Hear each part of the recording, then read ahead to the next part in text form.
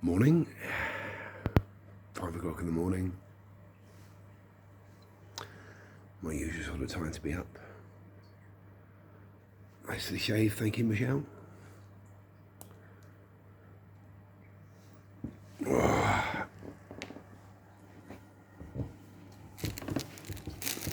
Let's settle in probably by the fire.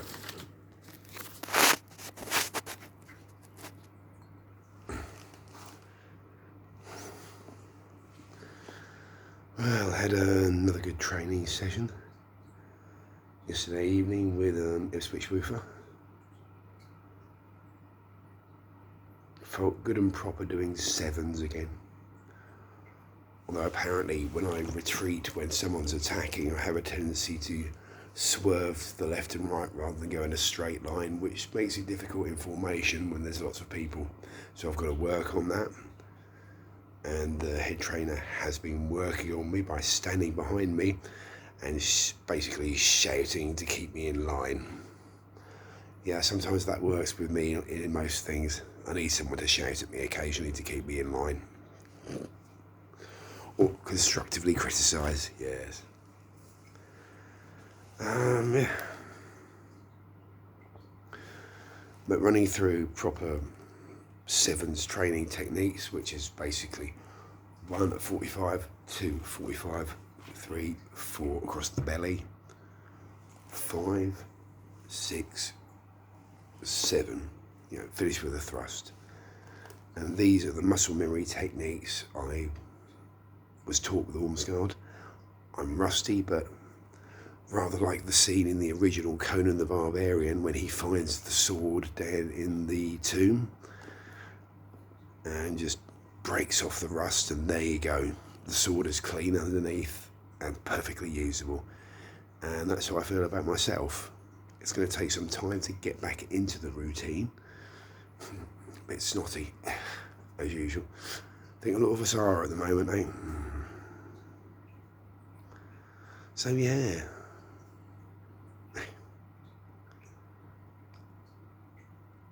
And then my good friend Dave Crossthwaite messaged me to ask if I fancied a beer, and I said, well, yeah, I can only afford one. And he goes, well, I'll buy you one. So, and that was good. I only needed a couple of beers, and that's it.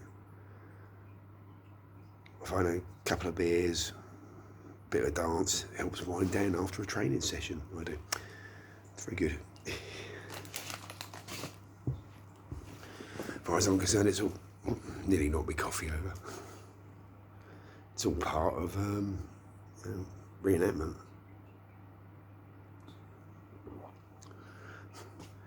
We fight, we drink, we feast, and we burn stuff. I think that was kind of the unofficial motto of the Ormsguard. Shout out to my old crew. Andreas Kuchner Mason, who ostensibly runs them now, he put up something on their Facebook page earlier saying he misses Rurik Gunnar Magnussen's posts. As I said to him, I miss having any status I put up on Facebook, no matter how irrelevant, liked most of the time, or if it was a relevant one, there'd be a comment there. He'd be one of the first, and that's why I feel that gap. There are other people now, and Bankier especially, M Flower Day. Hi guys, if you're watching YouTube, who are first to like a lot of my posts these days, and I appreciate that. I really do. Lets you know that even though it could be 5 o'clock in the morning and you've woken up and can't go back to sleep, there are people out there who do care. And it's important to know that. Heads up to Emily Rose, who's going through a lot of health troubles at the moment. I don't know if you actually watch my channel at all. But, you know, if you do, it's up to you, girl. Keep fighting. I won't go into the details that you've put on Facebook, but anybody that knows and knows. But it's a tough call for one so young. But, you know, if it's been caught soon enough, then cool. I know many women who suffer with a similar problem. And, yeah, I'm going to talk about it in veiled terms. It hurts a woman's self-esteem to have this particular physical condition because of what's generally expected of a woman, even now, and it shouldn't be. Not every couple, I hope you don't mind me spilling it out a little, wants kids. I mean, I have a similar issue with my partner, and two of my oldest friends also have the same thing. They have a pair of Norwegian forest cats. Hi, TNT.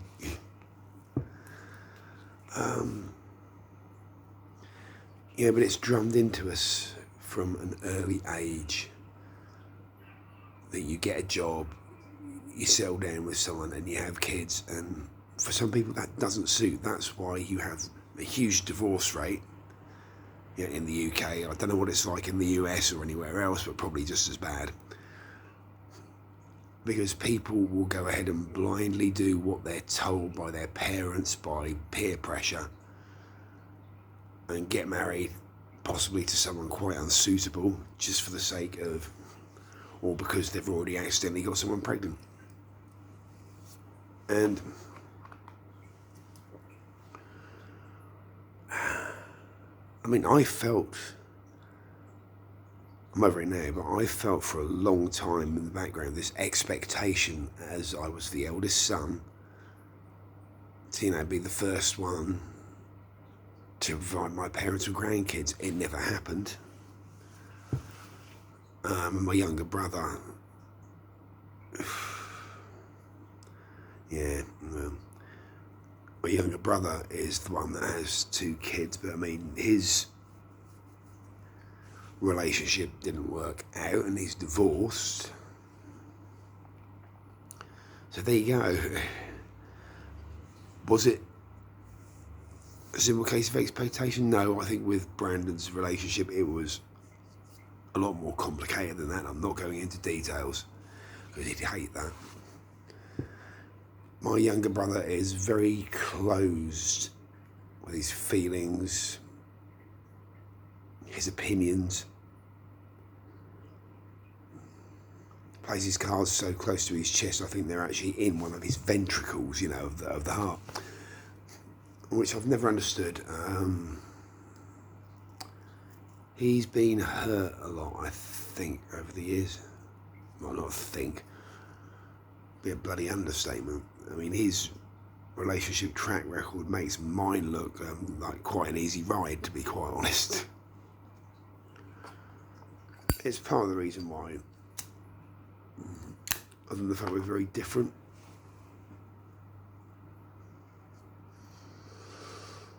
Look, we don't get on. But I have, you know, adopted brothers and sisters. There's Emily, there's Claire, who I've known for years, often 9 burners Claire. Hi, girl. There's Josh, who's recovering nicely from his kidney transplant. Big up to you, man. Hopefully you'll be fit enough to actually do a bit of training with me before long. I would like to help with that. Get you back in the action. Joshua Redwood Hicks, big shout out to you. Good man. Yeah. I'm very much glad. I mean, Reggio Anglorum, the last group I was training with, it was just inconvenient to travel from Ipswich to Colchester to get a lift to Mistley. It's a bit much on my very limited income. And so having a training venue in Ipswich, and hopefully with my help, Odin's Ravensguard may well find a training venue themselves. Hopefully. Touch plywood, yeah, cheap table. But yeah. Things seem to be going well. I'm watching all the corners. Eyes in the back of my head. And the situation with shitbag Steve downstairs appears to have calmed down. Oh, I'd like him to kick off again, so I can report him to the police again. So, because it's inevitable, I think. Well, I think it is. I mean, I reckon 80% chance it'll happen again within a month. He'll get drunk and get abusive or whatever. And people shouldn't have to live under that pressure. It's unpleasant for your mental health. And mental health has a bearing on your physical health. I mean, I've occasionally had problems with dry, itchy skin. And for a couple of months with a regime of changing shower gels from what I'd used for absolutely years as a force of habit over to something milder with more moisturiser in it, did me the world of good. And my skin, especially on my back, had been fine for a while, but lately, because of the pressure of feeling on guard all the time because of the potential for that idiot downstairs to kick off, my skin's been a little rough again. Not terrible, but rough enough for me to notice and go, oof, occasionally an itch. Which only makes it worse, I know, but it's human nature. We feel an itch, we scratch it. Unfortunately. That works as a metaphor as well, I think. Which is why after training I felt the itch for a pint or two. It was good to see Arabella again. An old friend with a very characteristic laugh. Who I haven't really seen since my days in Colchester, so it was that long ago, because that would have been 20 odd years ago. Over that now. 25 years, maybe. It took her a while to recognise me, because obviously back then I didn't have a beard and I didn't have the shaven sides to the head either. I was a very different man in a lot of ways back then. My attitude was certainly different. I mean, I was with a young lady who I was pagan handfasted to.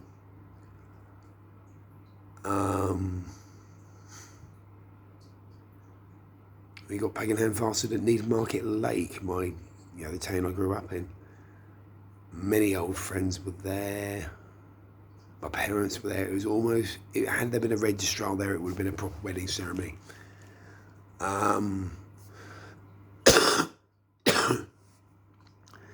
As it turns out, when things went astray,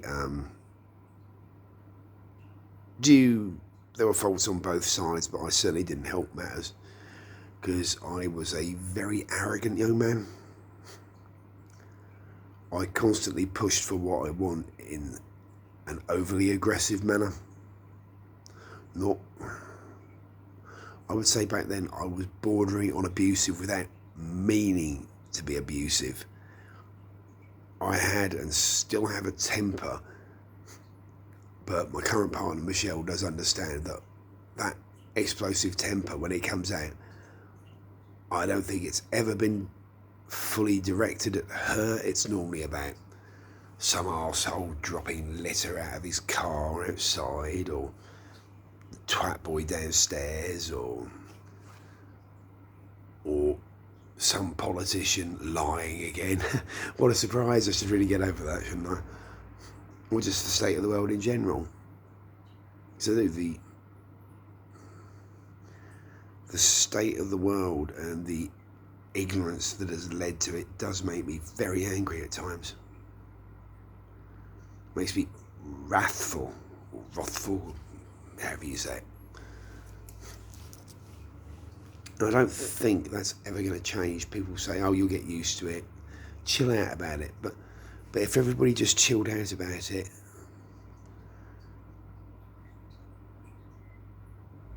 it'll just go on. You know? And the classic phrases from people like my mother are, oh, there's nothing you can do about it. It's just the way it is. These phrases to me are like a red rag to a bull, which is a terrible metaphor because it's not the colour that attracts the bull, it's the movement. And and it amazes me the amount of people who don't even know that. It's easily look upable on a smartphone, but many people treat their smartphones like a disposable McDonald's meal. You eat the information, you chuck the wrappers away, and you forget about it because it's just a McDonald's. Whereas with my brain, it all gets stored, especially if it's niche and irrelevant. Maybe I should start doing pub quizzes. Maybe that's another way I could maybe earn a few pints. Yeah, gotta pay to get into a lot of them these days anyway, haven't you? So yeah, maybe that's a false start. Because I still hardly have any money. I mean, now that I've paid off the sword, if I do make any more sales, then that will go towards funding, various things I need and take a little bit of pressure off Michelle, because I do feel for her. She has to provide rent, food, bills, money for taxis to training. But I was dropped on my arse years ago by any form of financial help. Hopefully, as I push forward with the diagnosis process, because they have actually, with my pushing, rebooked an appointment for me on the 18th, which is a good thing. Yeah. Anyway, that was just a lot of random stuff to get off my chest this morning. It was really nice to be back in a training session that felt organised and regimented. Discipline is something I lack, and doing that again made me feel focused again. I mean, no disrespect at all to Reggio Anglorum. They need someone with the combat experience. Trouble is, I may have had 8 years of experience, but I'm very rusty, as I said. And the sheer inconvenience and economy of travelling from Ipswich to Colchester to Mistley and having to rely on lifts. I hated it in my last days at the Ormsguard before the rotator cuff injury forced me out, having to rely on people to give me lifts. I don't like relying on anyone but myself. I really don't. There are some people who I should learn to rely on and not get irritated.